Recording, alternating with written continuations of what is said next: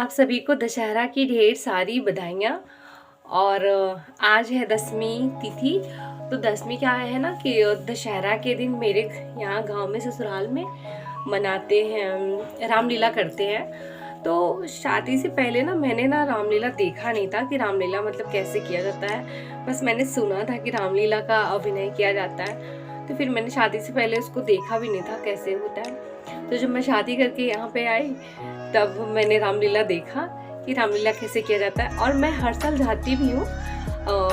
जैसे कि आज के ज़माने में तो सब बहुत कम पसंद करते हैं ये सब चीज़, बट मेरे गांव में इतनी सारी मेहनत सब लोग करते हैं और एक तरह से फेस्टिवल के जैसे सब मनाते हैं। जो घर से बाहर चले गए हैं अपनी कमाई को लेके या फिर किसी और पर्पज़ से, तो सब आते हैं, अच्छे से सेलिब्रेट करते हैं। तो मुझे भी बहुत अच्छा लगता है क्योंकि जब मेरे गांव के लोग ही जो चीज़ सेलिब्रेट कर रहे हैं तो मैं भी चाहती हूँ कि साथ में साथ दिया जाए। फिर मेरे फैमिली में तो आपको पता है मेरी फैमिली किसी चीज़ की रोक टोक मुझे नहीं है, तो मैं भी जाती हूँ। और जैसे कि जो नहीं देखे हैं रामलीला, मैं उनको भी अपने वीडियो के थ्रू दिखाऊंगी ज़रूर कि रामलीला कैसे किया जाता है हमारे गांव में। तो थोड़ी ठंड भी पड़ रही है तो मैंने ना स्टॉल भी ले लिया है जाने के लिए। अब मैं जा रही हूँ वहाँ पे और छोटी छोटी क्लिप करके मैं आपको ज़रूर दिखाऊंगी कि रामलीला कैसे होगा। 5 दिन का रामलीला है, फिर उसके बाद मेला है, पूर्णिमा के दिन यहाँ पे मेला होता है। तो मैं आपको सारी वीडियो में रोज़ आपको छोटा छोटा क्लिप करके ज़रूर दिखाऊंगी कि मेरे गांव में कैसे रामलीला होता है। और फिर उसमें मेरे हस्बैंड या फिर मेरा बच्चा, मतलब मेरा बेटा है, सब लोग गए हैं और उसको मतलब पार्टिसिपेट कर रहे हैं उसमें। तो बस इसकी वजह से मैं भी मैं मम्मी सब लोग जाएंगे और देखेंगे भी, क्योंकि अब जब घर के लोग करते हैं फिर मेरे गांव के भी लोग हैं, इतनी मेहनत करते हैं, तो उसके लिए हम ही लोग तो हैं जो जाएंगे कम उनका उत्साह बढ़ाने के लिए। बस हम सब लोग जाते हैं, तो मैं आपको दिखाऊंगी, मेरी वीडियो में आप लोग बने रहिए।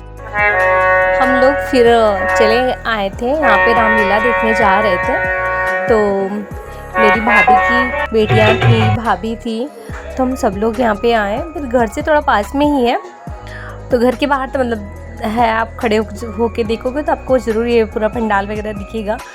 तो फिर मैं भाभी सब लोग आए थे यहाँ पे देखने के लिए। और यहाँ पे उस कल मतलब जो फर्स्ट डे था, उस फर्स्ट डे में यही हुआ कि देखिए हास्य कलाकार है, मतलब थोड़ा सा जो बीच बीच में इंसान उगता है, तो इसके लिए थोड़ा सबके मनोरंजन के लिए ये लोग कुछ ना कुछ स्टोरीज़ वगैरह सुनाते हैं जिससे सबको हंसी आती है और सबका थोड़ा एंटरटेनमेंट हो जाता है। तो कल के जो पहला था तो वो पहले दिन यही हम मतलब देख के पता चला है कि चलता है कि एक जो कि नारद भगवान ने और श्री विष्णु जी को श्राप दिया था उनको, इसलिए कि उनका खुद का शादी करने का कुछ मन था। तो फिर वो विष्णु भगवान से कहते हैं कि आप मुझे अपनी सुंदरता दे दीजिए जिसकी वजह से मैं इतना खूबसूरत हो जाऊं कि मेरी भी शादी हो जाए। तो फिर विष्णु जी ने मजाक में ही उनको बंदर का रूप दे दिया था। और बाद में जब उनको पता चलता है, सब उनका मजाक उड़ाते, तो उनको बहुत ही दुख होता है और उसी दुख में और गुस्से में उन्होंने उनको श्राप दे दिया था विष्णु जी को कि तुम भी मेरी तरह एक पत्नी के वियोग में रहोगे और वानर ही तुम्हारी रक्षा करेंगे, तुम्हारा साथ देंगे। बस वो गुस्से में ऐसा बात बोलते हैं जो उनको एक तरह से श्राप मिलता है और फिर वही होता है। और फिर उसके बाद आगे दिखता है कि दशरथ जी को बहुत ही दिनों के बाद मतलब उनका चौथापन चलता है, तो फिर उसके बाद उनके घर में किलकारियाँ गुजती है, राम भगवान का जन्म होता है। फिर सब उनको बधाइयाँ दे रहे हैं, उनके घर में खुशियाँ मनाई जा रही हैं।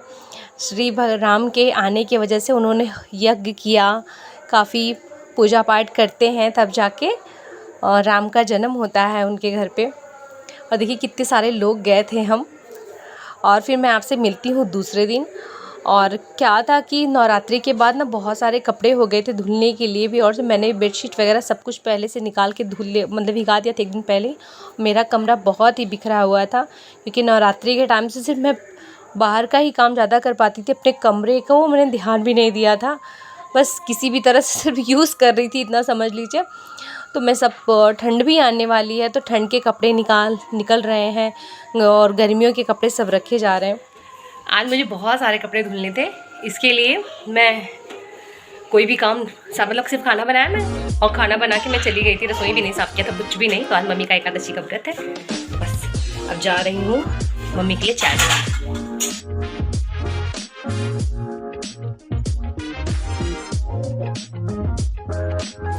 आप सभी अपना प्यार इसी तरह से बनाए रखें। कल मैं आपको दिखाती हूँ सेकेंड डे हमारे घर पे रंगमंच पे रामलीला का क्या हुआ। मैं आपको ज़रूर वीडियो शेयर करूँगी और सब प्लीज़ अपना प्यार इसी तरह से बनाए रखिएगा। धन्यवाद।